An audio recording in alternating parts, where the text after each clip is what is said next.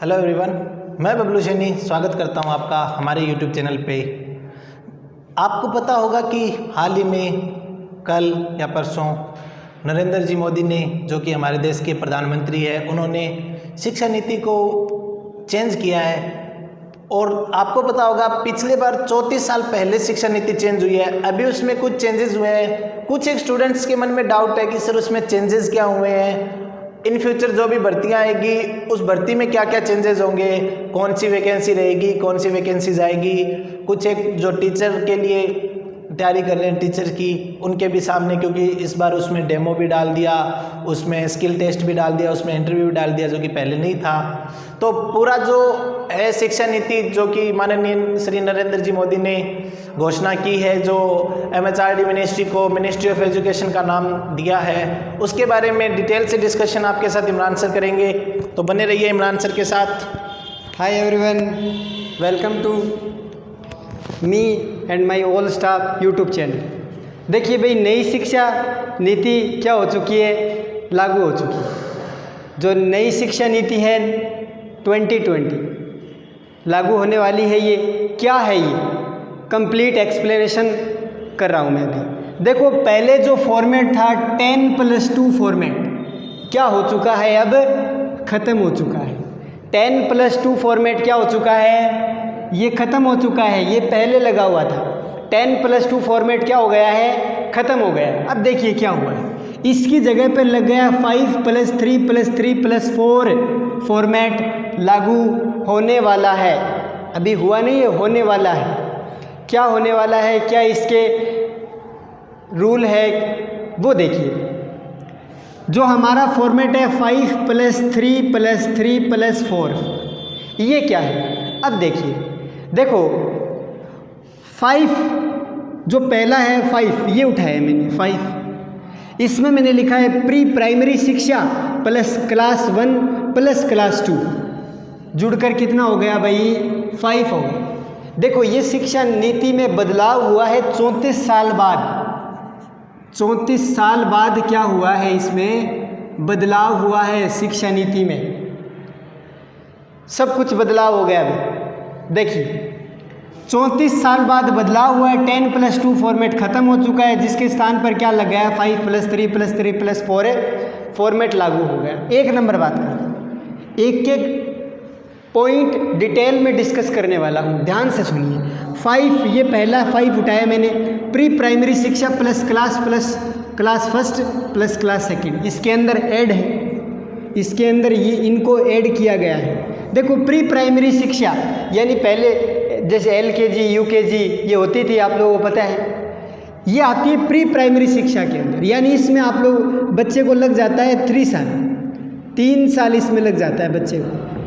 3 साल बाद pre primary शिक्षा के बाद उसको किया जाता है फर्स्ट क्लास में और सेकंड क्लास में। यानी जब बच्चा 5 साल का हो जाएगा, तो ये देखो 5 साल के अंदर प्री प्राइमरी शिक्षा प्लस क्लास 1 प्लस क्लास 2, यहाँ तक बच्चा कंप्लीट कर लेगा। अब यहाँ पर क्या होने वाला है वो देखिए। देखो, इसके अंदर क्या पढ़ाया जाएगा बच्चों को। बच्चों को देखो रुचि उजागर की जाएगी बच्चों में। देखो, बच्चों को डायग्राम से, चित्र से एक्सप्लेन किया जाएगा। डायग्राम बनाकर बच्चों को पढ़ाया जाएगा शालीनता के साथ, बेटर तरीके से।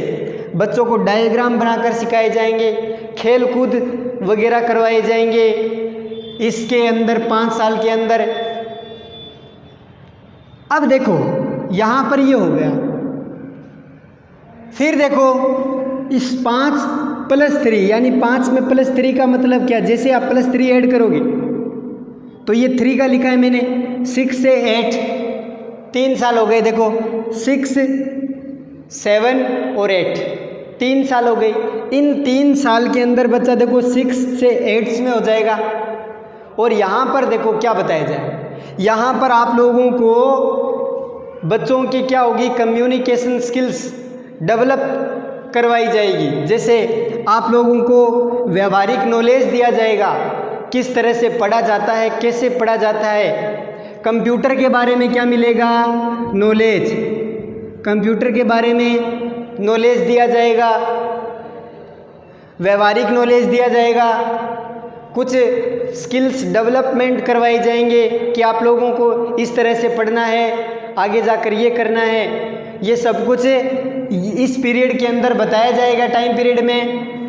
अब देखो जैसे ही मैंने इस पे +3 ऐड किया तो देखो 5 हो गया +3 तो देखो जैसे ही ऐड किया तो नहीं ऐड, ये पीरियड होगा 8 से 12 यानी 8, 9, 10, 12 4 साल हो गए।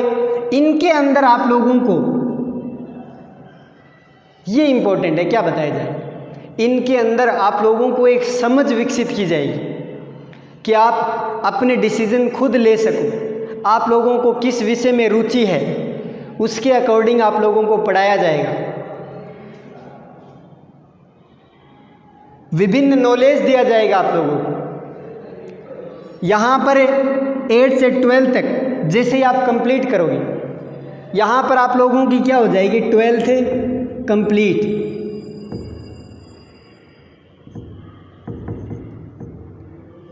ट्वेल्थ क्या हो जाएगी, यहाँ पर कंप्लीट हो जाएगी, 12th कंप्लीट हो जाएगी। अब 12th के बाद इसके अंदर अगर 4 जोड़ दिया जाए, ये क्या है ये समझिए। चलो मैं समझाता हूँ। तो ये फॉर्मेट समझ में आ गया भाई, 5 + 3 + 3 + 4। यहाँ तक आप लोगों को जैसे ही 12th के बाद में इसमें 4 ऐड करते हैं तो यहाँ पर आप लोगों को एक डिग्री मिल जाएगी। जिस फील्ड में आप जाना चाहते हो जा सकते हो। यहाँ पर देखो multiple entry and exist, multiple entry, कहीं पर भी आप घुस सकते हो, कहीं से भी आप इंटर कर सकते हो, मल्टीपल एंट्री और एंड एग्जिस्ट, और निकल भी सकते हो। इसका मतलब है ये शिक्षा नीति का क्या है, theme, multiple entry and exist. ये क्या है, अब देखो समझाता हूँ।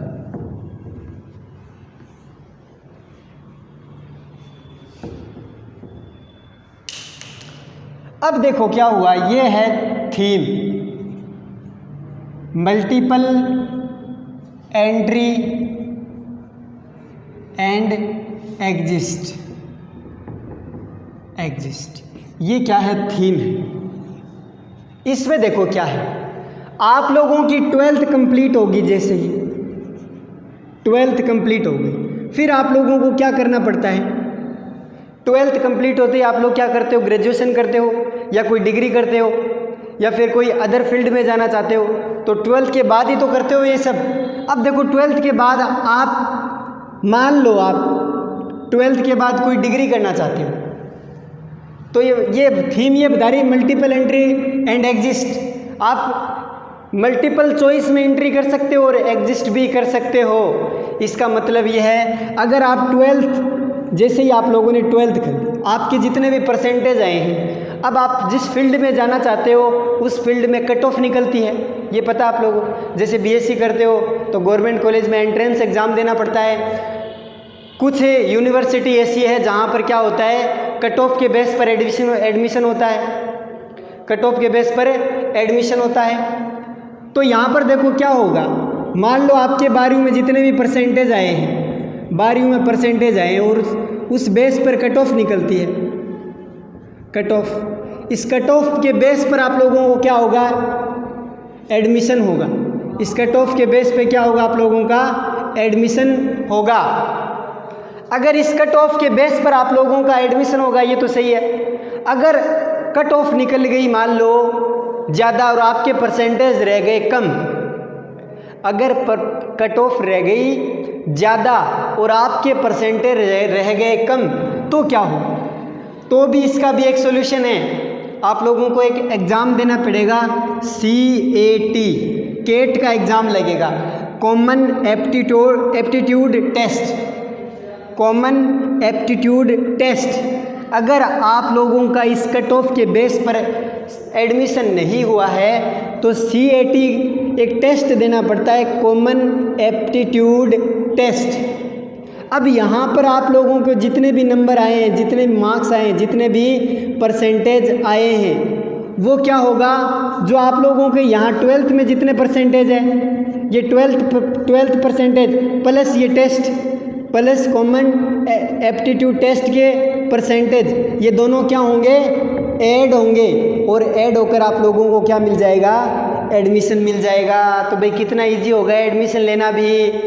ये यहाँ पर जो आपने कॉमन एप्टीट्यूड टेस्ट दिया है, यहाँ पर जितने भी परसेंटेज आए हैं, ये आपके 12th के परसेंटेज में जुड़कर आप लोगों को एडमिशन मिल जाएगा। जो मैंने बताया था ये क्लियर है भाई, जो मैंने बताया था ये देखिए, जो मैंने बताया था कि ये जो 8 से 12 तक का टाइम है, यहाँ पर आप लोग क्या कर सकते हो, पहले देखो ये होता था कि आर्ट्स वाला बीएससी करता है, सॉरी आर्ट्स वाला बीए करता है, साइंस वाला बीएससी करता है, और कॉमर्स वाला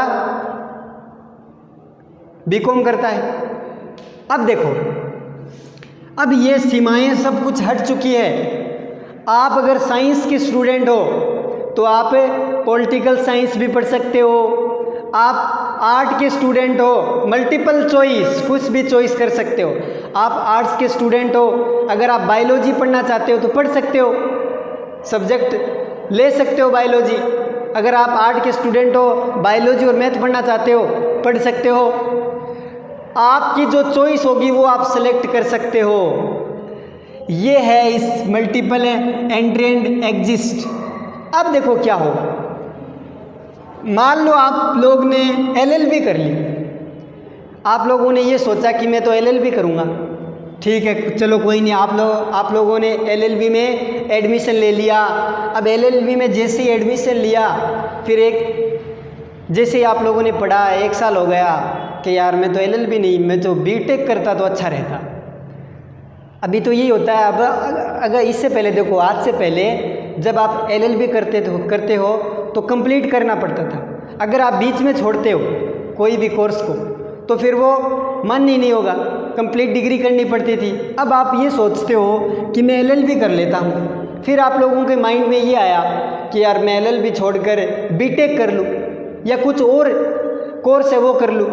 तो ये क्या होगा, इसकी भी आप लोगों को क्या मिल गई, परमिशन मिल गई। अब देखो क्या होगा, आपने मान लो एलएलबी 1 साल तक की है, 1 साल तक आप लोगों ने एलएलबी कर ली, फिर आप लोगों के दिमाग में ये आ गया कि मैं एलएलबी छोड़ रहा हूँ, मैं तो बीटेक करूँगा। तो ये जो 1 साल का डिप्लोमा है, आप लोगों को 1 साल का क्या मिल जाएगा, 1 ईयर डिप्लोमा मिल जाएगा एलएलबी का। ये 1 साल का डिप्लोमा मिल जाएगा। ये आप लोगों ने पढ़ाई वेस्ट नहीं होने, जो आप लोगों ने ये 1 साल की पढ़ाई की है वो वेस्ट नहीं होगी। 1 साल का डिप्लोमा मिल जाएगा। मान लो आपने 2 साल एलएलबी कर ली, 2 साल का डिप्लोमा मिल जाएगा। मान लो आप बीएससी कर रहे हो, बीएससी कर रहे हो, बीएससी आप लोगों ने 2 साल कर ली, 2 साल बीएससी कर ली, फिर मन कर गया नेक्स्ट फील्ड में जाना है तो ये 2 साल बीएससी का आपको डिप्लोमा मिल जाएगा। ये चॉइस है, कहीं पर किसी भी फील्ड में जा सकते हो। तभी तो कहते हैं मल्टीपल एंट्री एंड एग्जिस्ट, कभी भी एग्जिस्ट कर सकते हो आपकी इच्छा से। तो ये है। अब देखो क्या है, अब वो टेस्ट देना पड़ता है वो मैंने बता दिया। अगर आप 12th के बाद 12th के बाद अगर आप 4 साल देते हो तो एक कंप्लीट आप लोगों को डिग्री मिल जाएगी कंप्लीट। जैसे आप 12th के बाद पीजी करना चाहते हो, जैसे एमएससी बीएससी एमएससी करोगे तो कंप्लीट डिग्री मिल जाएगी। जिस फील्ड में जाना चाहते हो जा सकते हो, आपकी मर्जी है। और यहाँ पर जो 8 से लेकर 12 तक का ये जो टाइम पीरियड है, यहाँ पर आप लोगों को स्किल्स डेवलपमेंट करवाई जाएगी, एक एक बातें बताई जाएगी कि आप लोग लाइफ में कैसे ग्रो कर सकते हो, किस तरह से आगे बढ़ सकते हो, सब कुछ बताया जाएगा। यहाँ पर खुद डिसीजन ले सकते हो, खुद एंट्री कर सकते हो और बाहर भी निकल सकते हो। बायोलॉजी पढ़नी है तो बायोलॉजी पढ़िए, आर्ट्स पढ़नी है तो आर्ट्स पढ़िए, मैथ पढ़नी है तो मैथ पढ़िए, कुछ भी चॉइस कीजिए। अब देखो क्या है, अब आप लोगों ने देखो एक ये हुआ है जिसकी यूजी कंप्लीट हो चुकी है, जैसे साइंस वाला जिसकी यूजी कंप्लीट हो चुकी है, जिसकी पीजी कंप्लीट हो चुकी है, तो यूजी वाला बीएड करेगा, तो ये कितने साल की होगी बीएड? बीएड 2 साल की होगी यहाँ पर, 2 ईयर्स।